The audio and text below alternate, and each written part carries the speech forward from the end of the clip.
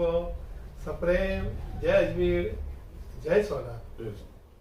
आज मैं आपके सामने पाठ 46 लेके आ रहा हूँ भाइयों।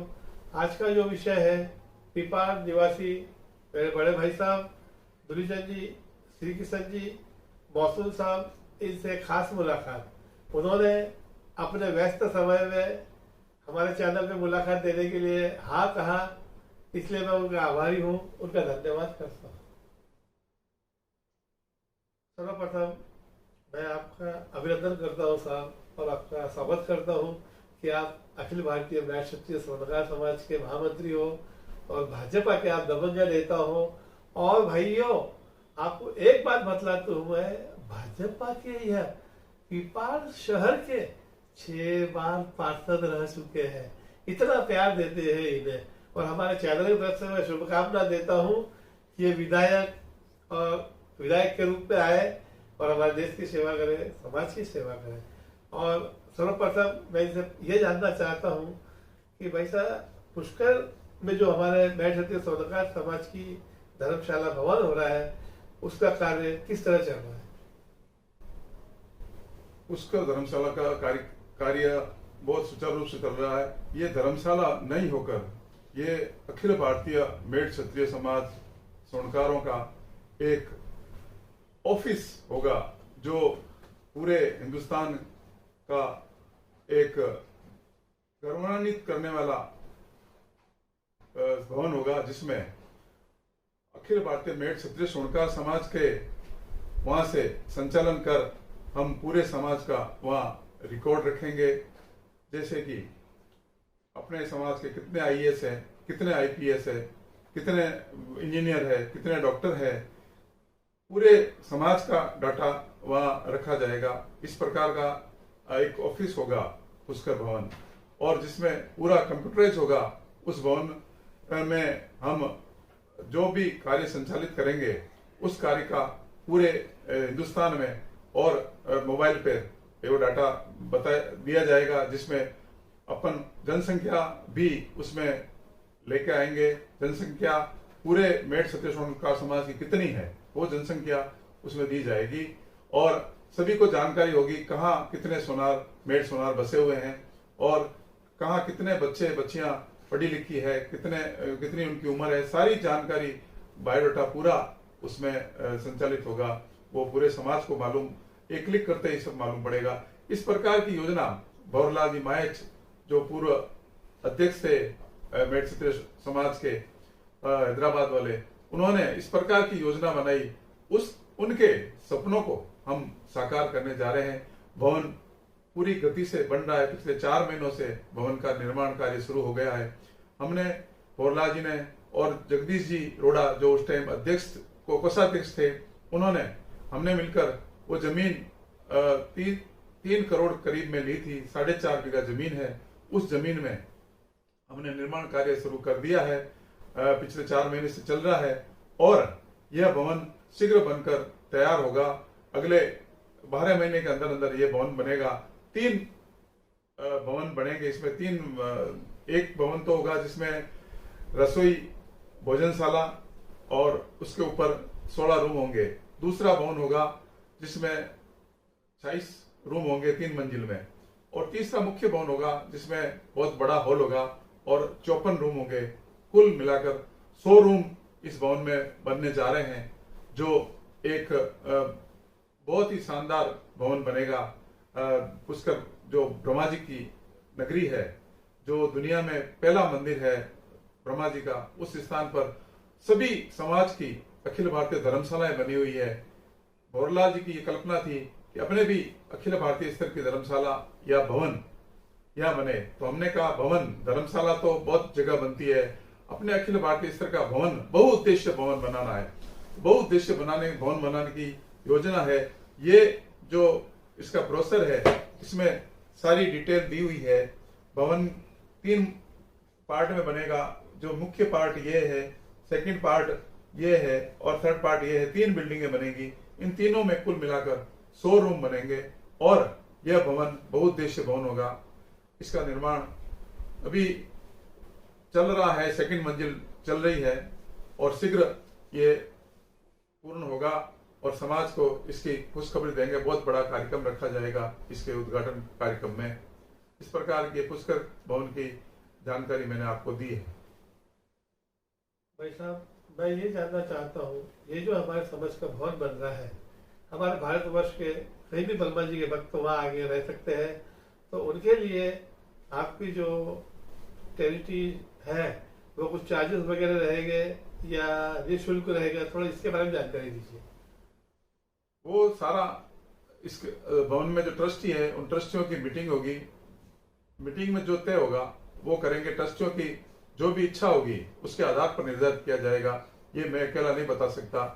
ये पूरा बनने के बाद में ट्रस्ट की जो भी ट्रस्टी बने, 421 ट्रस्टी इसमें निश्चित किए गए हैं, जिसमें 21 ट्रस्टी 11 लाख के होंगे और 5 लाख के 100 ट्रस्टी होंगे, 200 ट्रस्टी होंगे 2 लाख के और 100 ट्रस्टी होंगे 1 लाख के। वो सारे ट्रस्टी मिलकर ये भवन बनने के बाद में जो भी वो कहेंगे किस आधार पे इसका चार्ज लिया जाए, नहीं लिया जाए, समाज वालों से क्या लिया जाए, दूसरे समाज वाले आए तो क्या लिया जाए, ये सारा तय होगा। सर, आपने जो ये बीड़ा उठाया, आपकी जो पूरी टीम है, तो आपको हमारे पूरे भारतवर्ष से मेट क्षत्रिय स्वर्णकार समाज का जो सहयोग मिल रहा है वो आपकी जो आशा थी उस अनुरूप मिल रहा है कि ज्यादा प्रमाण में मिल रहा है, ये मैं जानना चाहता हूँ। हमें जो आशा थी समाज से उससे भी बढ़कर हमें सहयोग मिल रहा है और बहुत अच्छा सहयोग मिल रहा है। लोग लालायित है। हम नहीं पहुंचे उससे पहले लोगों ने हमारी 2 मीटिंग में, एक मीटिंग मार्च 2019 में हुई थी, उस मीटिंग में 1 करोड़ और 60 लाख रुपए पहली मीटिंग में भी बोले गए थे और दूसरी मीटिंग भोरला जी जब थे उस टाइम वापस हुई थी पुष्कर में ही, उस टाइम भी बहुत अच्छे पैसे बोले गए थे। तीसरी मीटिंग पुष्कर में हुई थी धोरला जी के देहांत के बाद में, बहुत ही जोरदार मीटिंग हुई थी जिसमें करीब 2 करोड़ रुपए बोले गए और जो लोग नहीं आ सके वो लोग पूरा जन सहयोग, पूरा आर्थिक सहयोग दे रहे हैं और बढ़ चढ़कर दे रहे हैं। जैसे भी मालूम पड़ रहा है पुष्कर में ये काम चल रहा है, जिस प्रकार से जयपुर में शिक्षा सदन बन रहा है उसी प्रकार ये भवन जो राष्ट्रीय भवन होगा, जो राष्ट्रीय ऑफिस होगा, जहां से सभी प्रकार के प्रकल्प चलाए जाएंगे भवन बनने के बाद में, रचनात्मक कार्य किए जाएंगे समाज के, वो सारे कार्य हम ये पूरा भवन बनने के बाद में पूरी योजना के अनुसार शुरू करेंगे। भाई साहब, आपने और स्वर्गीय भवलाल जी साहब ने जो सपना देखा था वो सपना बहुत जल्द साकार होने वाला है। ऐसा आपने कहा अभी अभी कि 1 साल के अंदर पूरा जो भवन जो होके तैयार होके सभी समाज भाइयों की सेवा में आने वाला है। मैं हमारे चैनल की तरफ से यही शुभकामनाएं देता हूं कि आपका, भवलाल जी साहब का, जगदीश जी माया साहब का, जितने भी हमारे भाई बंधु आपके संस्था से जुड़े हुए हैं, ये पुण्य कार्य है। कोई भी कार्य कहना आसान है मगर प्रैक्टिकल में उसे करना बड़ा लज्जाजनक रहता है साहब। देखिए, हम सिर्फ ये कह सकते हैं उसने ऐसा किया, उसने वैसा किया। अरे भाई, जो हमारे भाई बंधु कार्य कर रहे हैं, अगर हम उन्हें कुछ सहयोग नहीं दे सकते, न्यूट्रल रहो, उन्हें तो उनका कार्य करने दो। एक समाज हिताय कार्य में किसी भी भाई ने उसमें रुकावट पैदा नहीं करनी चाहिए।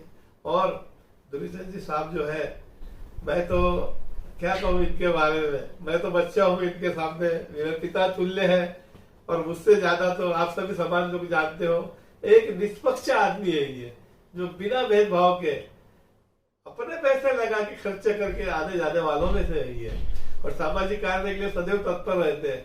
जब भी मेरी इनसे मुलाकात होती है कोई भी सामाजिक लेवल पे, समझो व्यक्ति का, तो मुझे एक पिता के समान दुलार किया, इन्होंने जब भी मिले प्यार दिया और ये इनका नेचुरल है, ये किसी को भी प्यार देते हैं, अपमानित नहीं करते हैं। और दुर्योधन जी साहब हमारे मेट क्षत्रिय स्वर्णकार समाज के जो भाई बंधु है, वह आपको आने वाले अध्यक्ष के रूप में देखते हैं, तो क्या उनके इच्छा का सम्मान करके आप आने वाले दिनों में अध्यक्ष पद के लिए अपना नामांकन दाखिल करोगे? मैं समाज का एक छोटा सा कार्यकर्ता हूँ, मैं समाज की सेवा करना चाहता हूँ। पद इसमें काम कोई मायने नहीं रखता, मैं तो समाज का काम करना चाहता हूँ। पद की मुझे कोई लालसा नहीं है। मैं जब से बचपन से आज तक समाज की सेवा हर स्तर से करता आया हूँ। सामाजिक सेवा, राजनीतिक रूप में भी मैंने सामाजिक सेवा खूब की है। मैं 30 साल तक पार्षद रहा, सिर्फ सेवा भाव से काम किया। और आज तक कोई भी बच्चा ये नहीं कह सकता कि दुलीचंद राजनीति में रहते हुए इसने ये फायदे उठाए।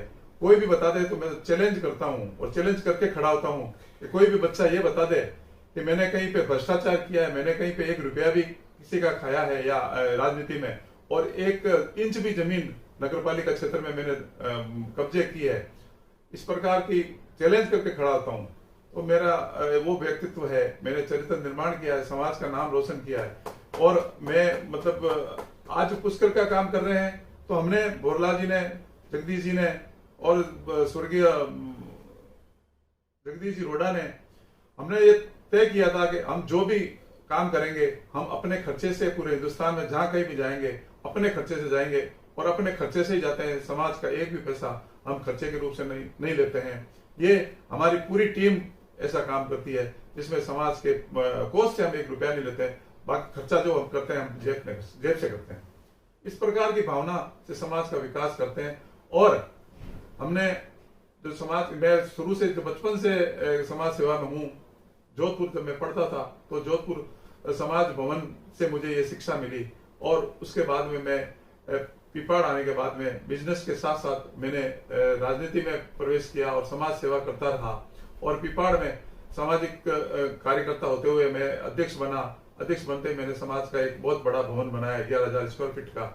और उसके बाद में कोई भी समाज हो जिसमें नगरपालिका क्षेत्र का कोई काम हो तो उसके लिए मैंने यहाँ पर जन सहभागी योजना से 5 हॉल बनाए, अलग अलग स्कूलों में, शमशान में और अलग अलग संस्थाओं में।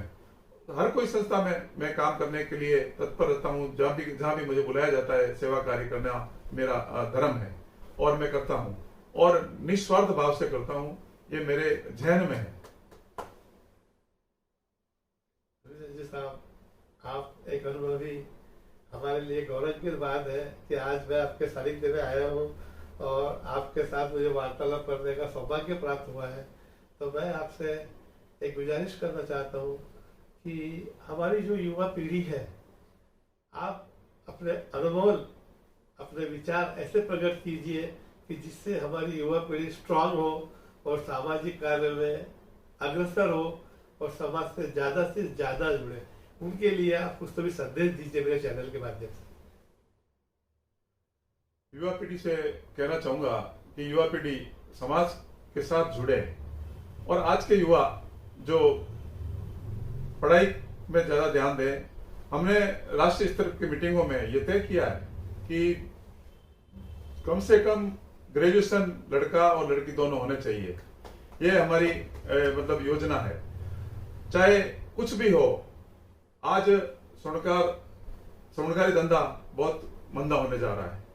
अगर लड़का लड़की पढ़े लिखे होंगे तो दूसरा बिजनेस आसानी से कर सकते हैं और सरकारी ऑफिस में कहीं भी जाए, कोई भी ऑफिस में जाए तो वो दूसरे की तरफ मुंह नहीं देखे। कोई एप्लीकेशन भी लिखनी हो तो दूसरे की तरफ मुंह नहीं देखे कि भी मैं पढ़ा लिखा नहीं हूं और मैं एप्लीकेशन कैसे लिखूं।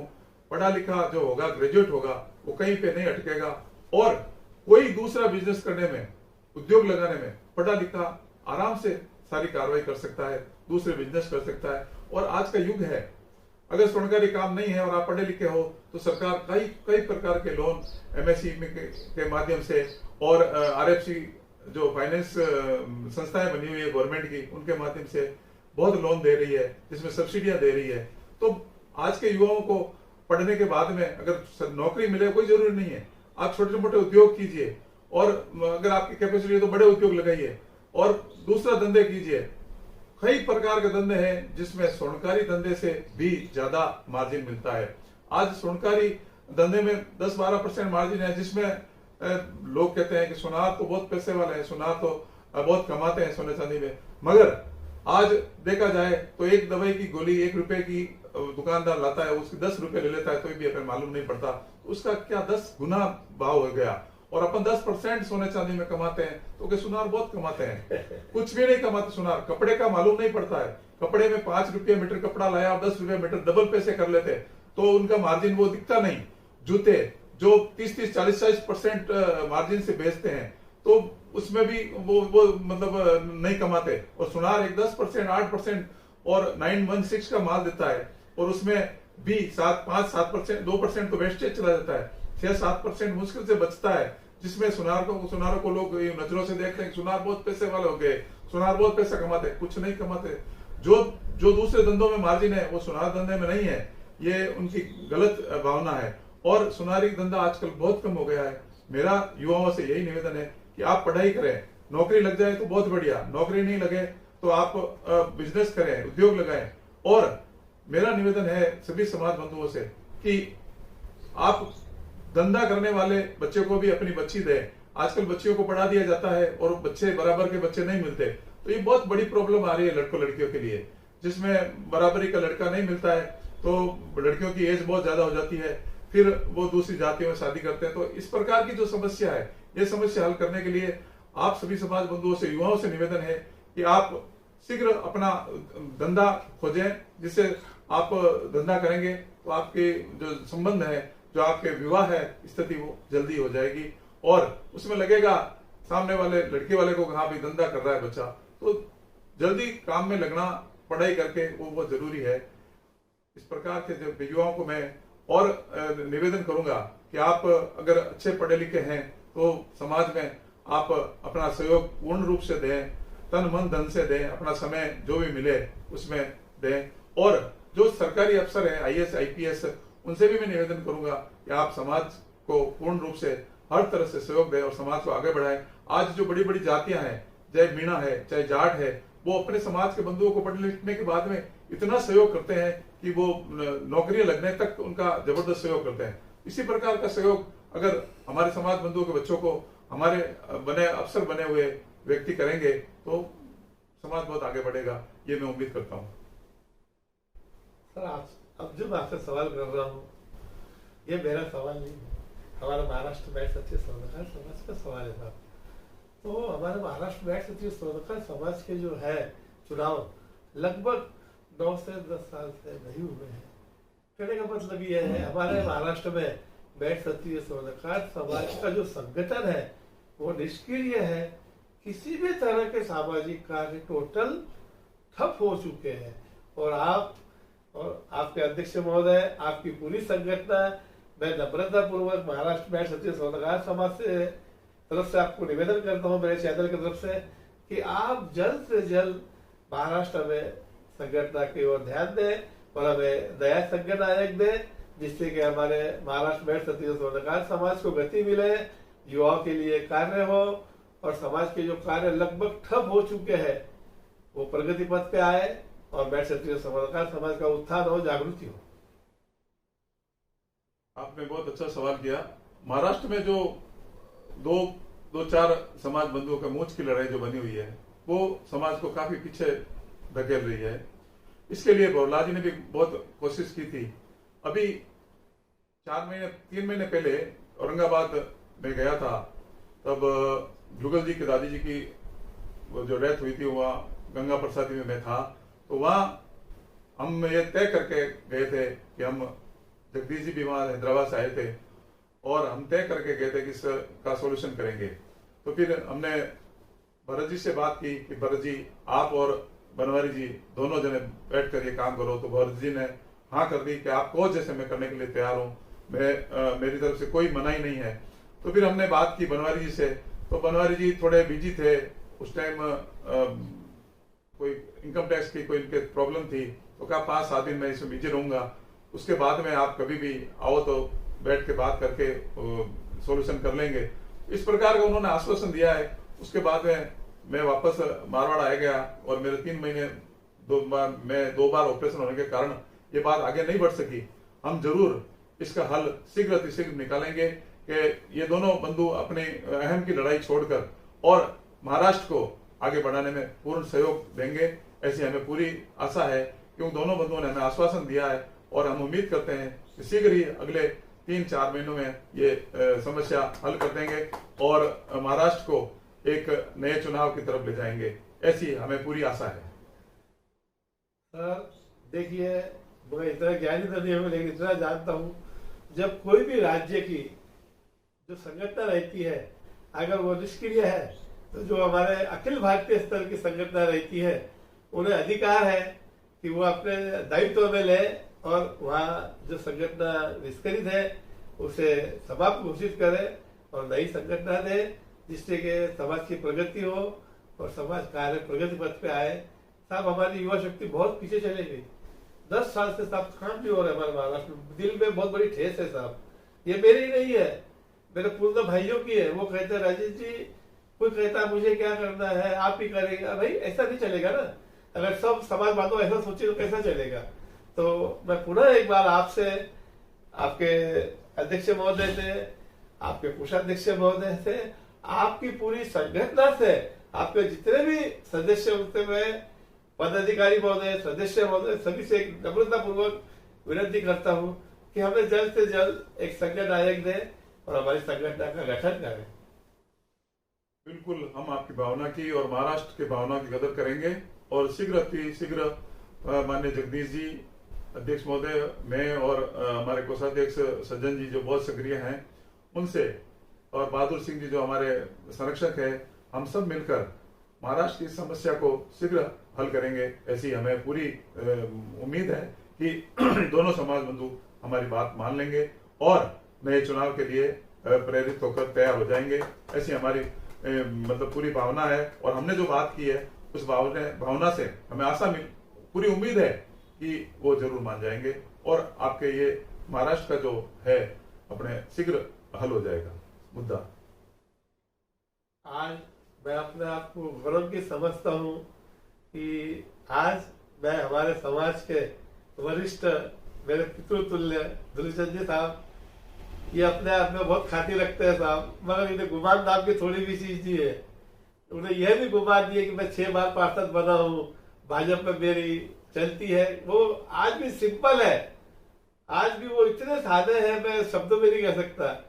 और आज तो मैं बहुत प्रफुल्लित हूँ कि उनके आशीर्वाद में मुझे आने का मौका मिला। मैं आपके कार्य को नमन करता हूँ साहब और आपके स्वास्थ्य की कामना करता हूँ और आपका भवनलाल जी साहब का जो सपना है वो जल्द से जल्द पूरा हो और आप यूं ही स्वस्थ रहे, मस्त रहे और हम समाज भाइयों के कार्य में हमेशा आते रहे। बहुत बहुत धन्यवाद आपका। एक मैसेज समाज बंधुओं को मैं दूंगा कि पुष्कर भवन जो बन रहा है उस भवन में आप तन मन धन से सहयोग दें। ये राष्ट्रीय भवन होगा, इसके लिए आप जुड़े, हमारे साथ ट्रस्टी बने और हम इसके आगे ये भवन बनते ही एक बहुत बड़ा महासम्मेलन रखेंगे जिसमें सारी योजना की जानकारी सभी समाज बंधुओं को हम देते रहेंगे हर समय। और जो जयपुर में शिक्षा सदन बन रहा है उस शिक्षा सदन में 10 अप्रैल से भर्ती शुरू हो रही है बच्चों की। अपने लड़कों को वहां एडमिशन दें पढ़ाई के लिए और शिक्षा के लिए। जयपुर में जो शिक्षा सदन बना है बहुत ही अच्छा भवन बना है और जिसमें लोगों ने, अपने समाज बंधुओं ने तन मन धन से सहयोग देकर उस भवन को निर्मित किया है और वहां के समाज बंधुओं ने इसमें जिस प्रकार से अपना योगदान दिया है उसी प्रकार से हमें पुष्कर में भी योगदान दे रहे हैं। हम आशा करते हैं कि पुष्कर भवन बनने के बाद में हम भी रचनात्मक कार्य करने के लिए प्रेरित होंगे और बहुत तरह के रचनात्मक कार्य की योजना है और समाज बंधुओं से हम निवेदन करते हैं कि आप इसमें तन मन धन से सहयोग दें। बहुत बहुत धन्यवाद। भाइयों और बहनों, मैं मेरे चैनल की तरफ से भारतवर्ष के सभी भामाशाह और सभी भाइयों और बहनों से एक हाथ जोड़ के नम्रतापूर्वक विनती करता हूँ, भारतवर्ष में कहीं भी किसी भी राज्य में बैठ क्षत्रिय स्वर्णकार समाज का कोई भी कार्य होता है तो आप अपने हिसाब से सहयोग दें। सहयोग देने वाला महान होता है साहब। हम कौन से रूप में दे रहे हैं, तन से दीजिए, मन से दीजिए, धन से दीजिए, मगर कहते हैं ना समाज है तो हम है, वरना हमारा वजूद कुछ भी नहीं है, जीरो है साहब। समाज की जाजम जब बिजती है साहब तो वह सब समान है। दुलीचंद जी साहब भी हमारे बाजू में बैठेंगे, अध्यक्ष महाराज भी बाजू में बैठेंगे, पूरे हम साथ में बैठते हैं, हम एक समान है। तो हमें हमारे एकता का परिचय देना है। पुष्कर में, अपने जयपुर में जो शिक्षा सदन हो रहा है और जल्द स्टार्ट हो रहा है, हमारे सेवा में आ रहे हैं, वो सब हमारे समाज में बहुत भामाशाह है जो सामाजिक कार्य में सदैव तत्पर रहते हैं और मैं तो अपने आप को बहुत अभिमानी मानता हूँ कि मैं मेट क्षत्रिय स्वर्णकार जल समाज में जन्म लिया है और मुझे मेरे समाज पे, मेरे समाज के भाइयों पे गर्व है, अभिमान है। और आज हमारे भाई साहब ने हमारे चैनल के माध्यम से 2 शब्द कहे, उनका मैं पुनः एक बार हमारे चैनल की तरफ से आभार और अभिनंदन करता हूं। बहुत बहुत धन्यवाद। जय अजमेर, जय स्वर्णकार।